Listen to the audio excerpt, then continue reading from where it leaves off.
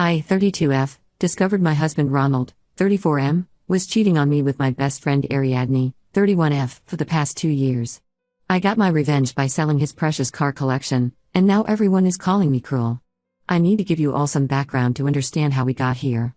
Ronald and I met in our senior year of college through mutual friends at a homecoming party. He immediately stood out because while everyone else was talking about their job prospects and student loans, he was excitedly showing people pictures of the classic car collection he had just inherited from his grandfather. The way his eyes lit up when he talked about those cars was what first attracted me to him. He came from old money, with his family owning several successful businesses across the state. When we started dating, his family, especially his mother Claire, made it clear they thought I was beneath them. They would make subtle comments about my father being a high school teacher and my mother running a small bakery. Claire once asked me if I had ever even been on a private jet before, as if that was some kind of requirement to date her son. But Ronald was different from his family. He defended me constantly and told them that he loved how grounded and genuine I was.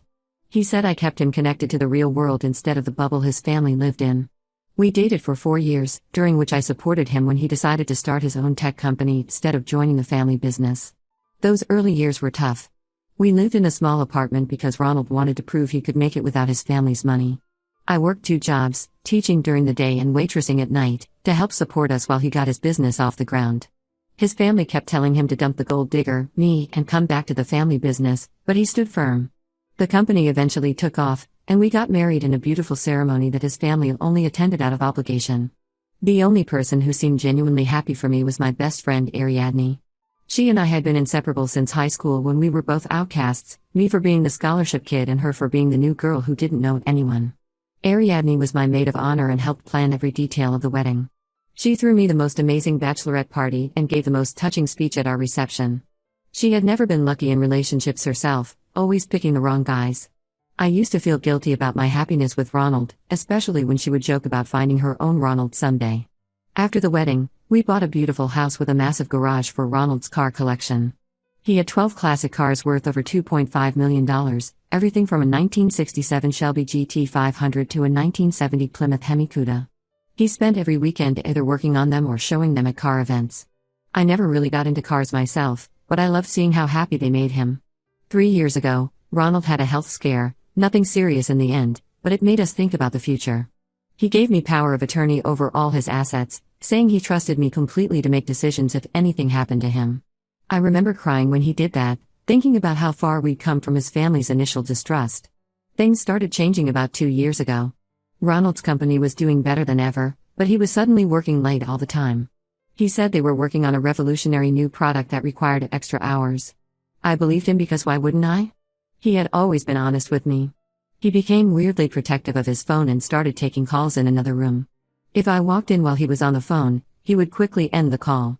He changed his phone password for the first time in our relationship. I told myself I was being paranoid. After all, he was handling sensitive business information. Ariadne was around a lot during this time, always ready to listen to my worries and tell me I was overthinking things. She suggested I surprise Ronald at work with lunch one day, but when I did, his secretary said he was out at meetings. This happened several times, and each time Ariadne would tell me it was probably just work stress. The truth finally came out last week when I was doing laundry and found hotel receipts in his jacket pocket. They were for local hotels, which made no sense since we lived in the city. His iPad dinged with a message while it was lying on our coffee table, and for the first time in our marriage, I snooped. He had forgotten to log out of his messages, and there they were, hundreds of messages between him and Ariadne going back 2 years. They had been meeting at hotels 3 or 4 times a week. The messages were full of their plans for the future and jokes about how oblivious I was. Ariadne called me a trusting fool, and Ronald replied that's why he married me, because I never questioned anything. I felt physically sick reading their messages. They had been sleeping together in our house when I was at my parents' place. They met up before and after our weekly family dinners. The worst part was reading how they would laugh about my total trust in both of them. Instead of confronting them immediately, I decided to hit them where it would hurt most. Ronald's precious cars were his true love. He spent more time with them than with me anyway. I spent a week quietly contacting collectors and specialty car dealers. I had to sell them below market value to move them quickly, but I managed to get about $2 million for all 12 cars. I transferred the money to a new account in my name only, which I had the right to do thanks to the power of attorney he had given me. Then I waited until their next hotel meetup. They were creatures of habit and always met at the same place on Thursdays. I went to the hotel, explained to the manager that I was his wife, and got access to their room. I filmed them together, making sure to get clear shots of their faces. Then I sent the video to his family, his business partners, our friends, and Ariadne's family. When Ronald came home that night, he found empty spaces in his garage and a note that simply said, "I know everything." He went completely insane, calling and texting me hundreds of times. His family is threatening every kind of legal action imaginable, and Ariadne's family won't even speak to her. My own family is divided. My mom and sister say I should have just filed for divorce, while my dad and brothers think Ronald got what he deserved. Some of our friends say I went too nuclear by involving his business partners, but I wanted everyone to know exactly what kind of people they are. Ida for destroying his most prized possession after he destroyed my trust and marriage? Update 1 first, I want to thank everyone for their support on my original post. A lot has happened in the past 2 weeks, and the situation has gotten even more complicated than I imagined. After I sold Ronald's cars, he tried to freeze all our joint accounts, but I had already moved most of our shared money. I left enough to cover our regular bills because I'm not completely heartless, but I made sure he couldn't touch the car money or our main savings. His family is beyond furious. Apparently, several of those cars had been in their family for 3 generations. His grandfather had specifically mentioned in his will that the cars should stay in the family, though legally they belonged to Ronald. Claire, my mother-in-law, showed up at my workplace screaming about family legacy and how I had no right to sell pieces of their family history. My co-workers had to call security to remove her. She kept yelling that I was nothing but a gold digger who finally showed my true colors. The irony of her accusations wasn't lost on me, considering what her precious son had been doing. But the biggest twist in this whole mess came 3 days ago when I received a message from a man named John. He introduced himself as Ariadne's husband. Yes, you read that right. Ariadne has been married for the past 5 years. She had kept it hidden from everyone except her immediate family, claiming she and John had to keep their marriage private because of his job in government security.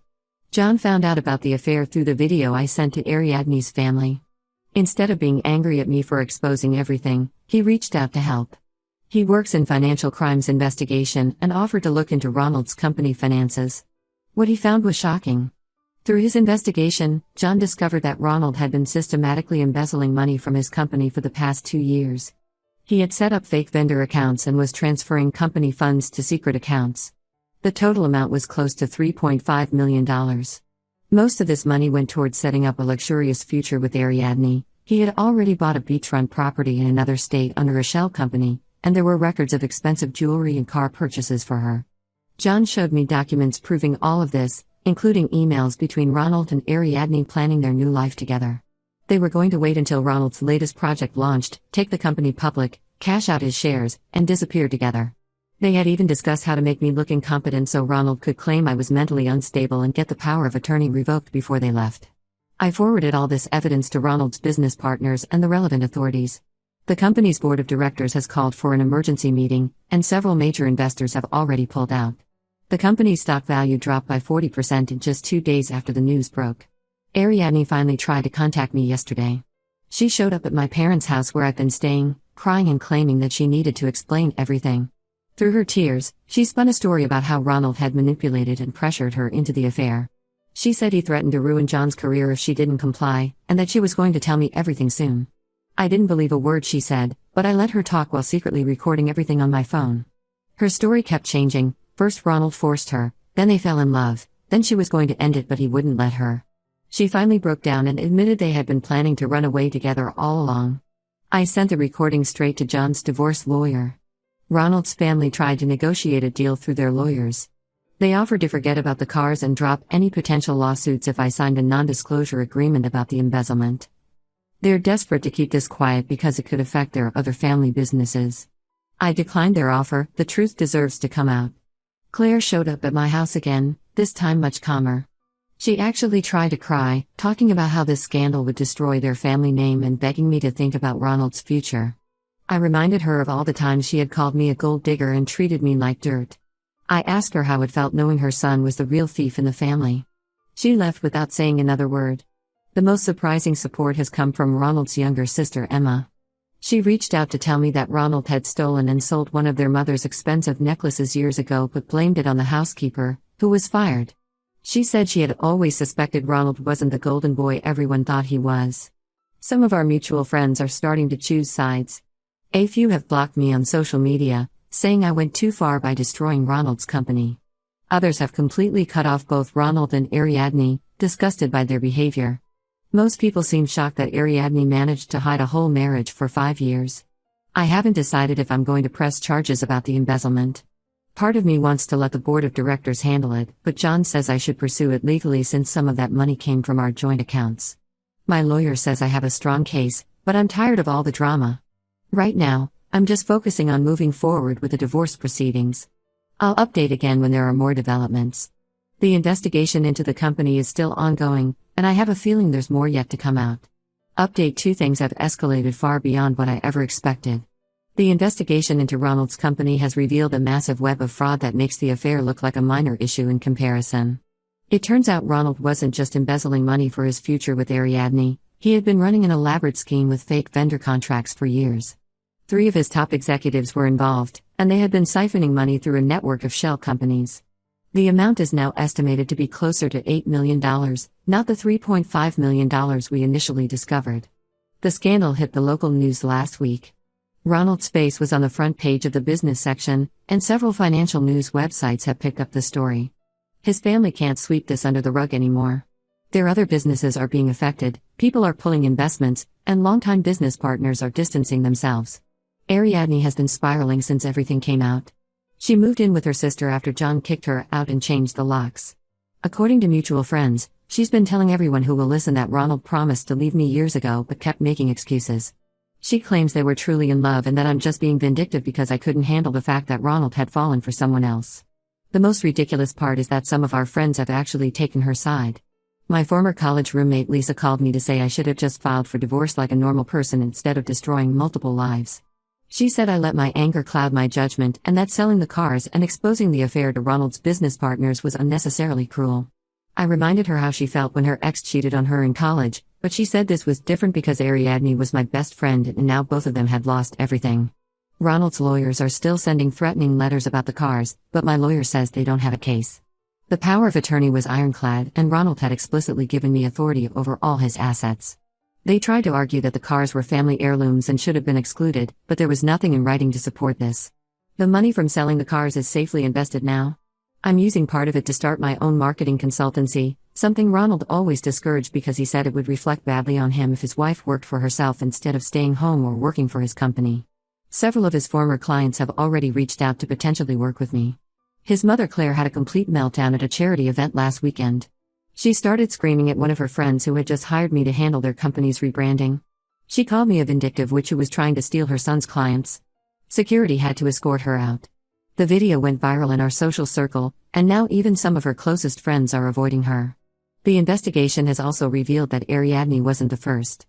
2 former employees have come forward claiming Ronald had affairs with them and then paid them off when they threatened to tell me. He used company money for the payoffs, listing them as consulting fees in the books. His executives covered it up because they were all involved in the larger embezzlement scheme. Ronald's younger sister Emma has been feeding me more information about his past behavior. Apparently, this pattern started in college. He would charm people, use them, and then discard them when they were no longer useful. His family covered up several incidents involving female students who had complained about him to the university. The most satisfying development is that Ronald's partners are turning on each other. His CFO made a deal with the investigators and provided documents showing Ronald was the mastermind behind everything. In return, he got a written statement from the board that he had been manipulated into participating. Ronald's lawyer tried to claim the CFO was lying to save himself, but the evidence is pretty damaging. Ariadne attempted to contact me again through a fake social media account. She wrote a long message about how she never meant for any of this to happen and that Ronald had promised her a beautiful life together. She said they had planned to get married once his divorce from me was finalized, and she had already picked out her wedding dress.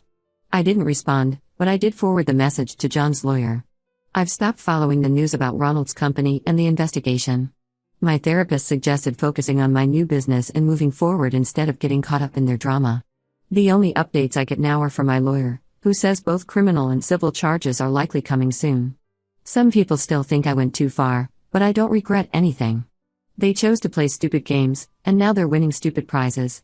Update 3: The divorce was finally settled last week, and I can honestly say it was worth every penny I spent on lawyers. Ronald's legal troubles meant he couldn't fight too hard about the cars or other assets. His lawyers advised him to settle quickly to show cooperation before his criminal trial. The prosecutor's office has filed multiple charges against Ronald for embezzlement, wire fraud, and falsifying business records. He's looking at significant prison time if convicted. Most of his former friends and business associates have completely abandoned him. Even his country club membership was revoked, which apparently bothered him more than the criminal charges. Ariadne's life has completely fallen apart. After John finalized their divorce, she tried to reconcile with him by sending him a 30-page letter explaining how Ronald had seduced her and promising she had changed. John responded by having his lawyer send her a cease and desist letter. He's now dating a lawyer he met during the divorce proceedings, and they recently bought a house together.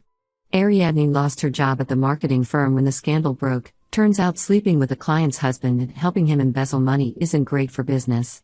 She had to move back to her hometown in Idaho and is now working as a waitress at her cousin's diner. She posts daily inspirational quotes on social media about surviving betrayal and finding yourself, acting like she's the victim in all this. Last week she started a podcast about surviving narcissistic abuse. Apparently, Ronald is the narcissist who ruined her life, not the married man she chose to have an affair with. I used the car money to buy that beachfront property they had been planning to escape to. It's deliciously ironic that I'm now living in the house that was supposed to be their love nest. I've turned it into a beautiful home office for my new business, which has really taken off.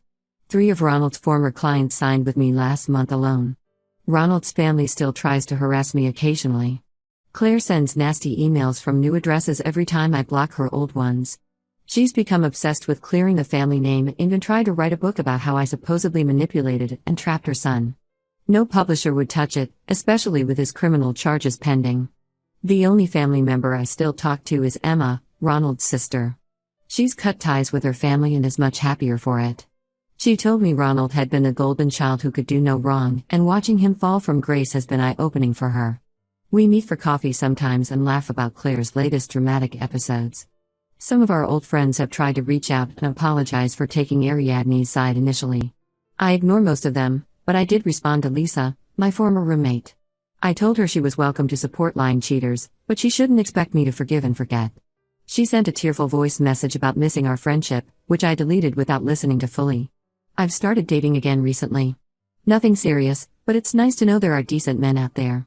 My date last week actually asked for my opinion on things and seemed interested in my business. It was surprisingly refreshing after years of Ronald dismissing my ideas and ambitions.